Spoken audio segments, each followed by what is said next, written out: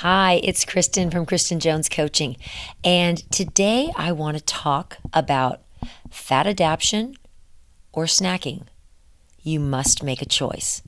So, in today's video, I am going to talk about one, what it means to be fat adaptive, two, what that looks like and how it presents itself in your body, and three, why you have to make a choice between being fat adaptive and losing weight or snacking.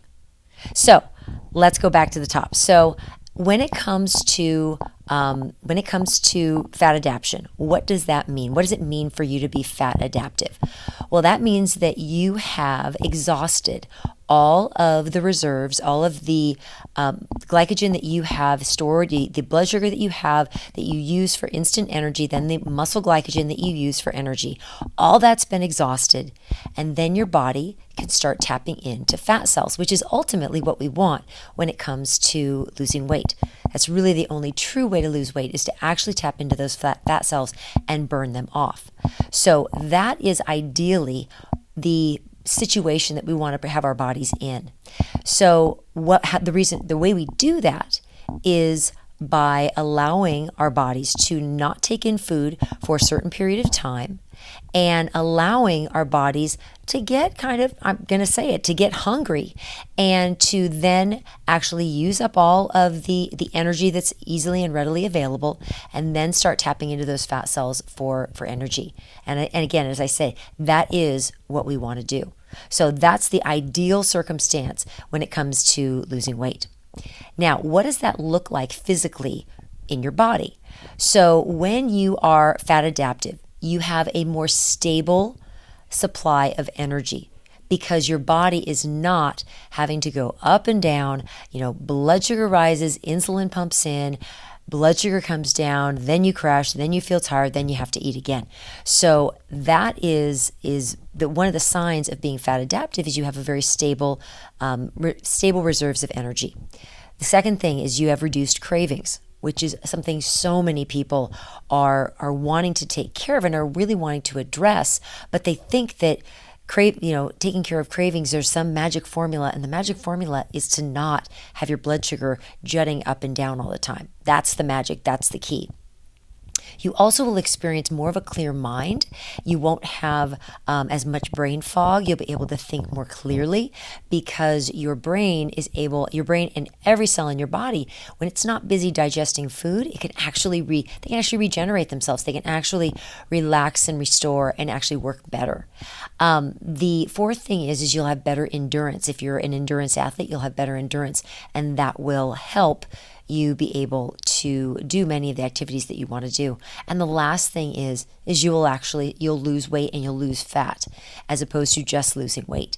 So those are the signs that your body has become fat adaptive, and that is ultimately where you want to get yourself to. Now, why do you have to make a choice? Why does there have to be a choice? Because I'm sure you're thinking, well, I know people who snack all the time, and it doesn't, they can lose weight, and they have snacks, and they build those snacks into their weight loss program. And that's entirely possible, and you absolutely can do that. But what goes along with that is you oftentimes have to be in what I like to call a diet mentality, meaning that you have to be denying yourself the foods that you really like in order to be on a diet. And that is a very short-term way of thinking. It's not sustainable. It's not something you can do forever. And it's really, really detrimental psychologically, because you see it as there being an end to the diet. And then once you end the diet, you all of a sudden are going to go back to the way you used to eat before. Well, that's not going to keep the weight off. So we have to move away from that type of very restrictive, because a snack when you're on a diet is oftentimes not the snack that you would really want. It's what's on your diet, and you're just happy to be eating.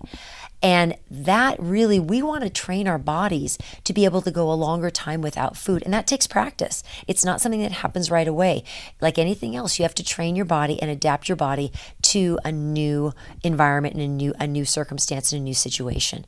So really, ultimately, if you want to lose weight and you want to lose weight for good and be able to then have habits that you're able to carry on and use for the rest of your life, it is better to be able to go for a full 4 to 5 hours between your meals and let your body be fat adaptive and let your body tap in to those fat cells and those energy reserves so you can lose weight. You can burn those fat cells off and actually lose weight. So that is what I really wanted to talk about, is that you do have a choice and you do have to make a choice. Would you rather be fat adaptive and lose weight, or would you rather snack? So that is the question that I'm going to pose for you today. So down below, I would like you to comment, which is it going to be? Are you going to be fat adaptive, or are you going to snack? Which is more important to you? All right, so I would love to see those comments down in the comments below. And again, all you have to write, fat adaptive, or you write snack. One of those two, snack, fat adaptive. Let me know what your choice is going to be based upon this video.